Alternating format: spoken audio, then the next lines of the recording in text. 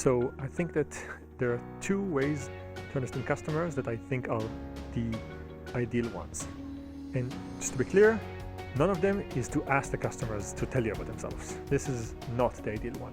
The ideal ones are either to look at their brains when they behave in the world and understand how they think by looking at the brain operate, or the second one is to look at their history and collect data about them that tells you something about their behaviors. For example, looking at their Facebook profile, their Twitter account, their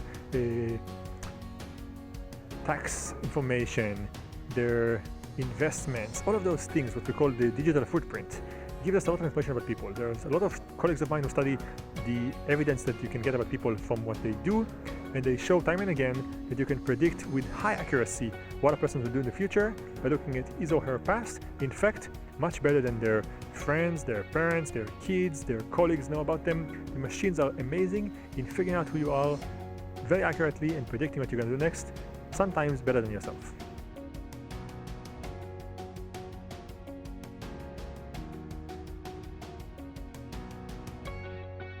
That's a great question. So first of all, what I should say about trust is that trust is something that a lot of scientists study a lot lately, and the results are very depressing in that trust is fantastic when it works. People don't notice that, it's just part of our life, but when it breaks, we become very aware of that, and it's very, very hard to regain trust.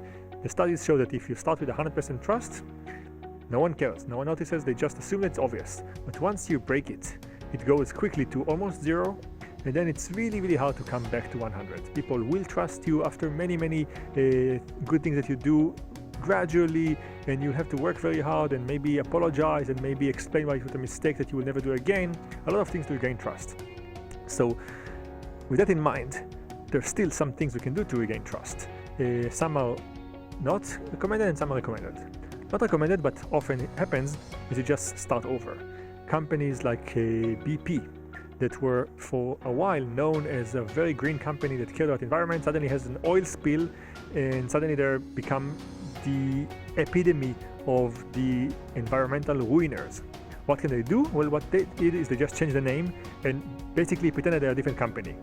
This works, but it's expensive and difficult process to go through to basically start over just because your brand is totally tarnished. Another one is to consistently, for a long time, behave really, really good, and then convince your customers by effort that's consistent that you are repenting your bad behavior. So marketing is the tool to do that.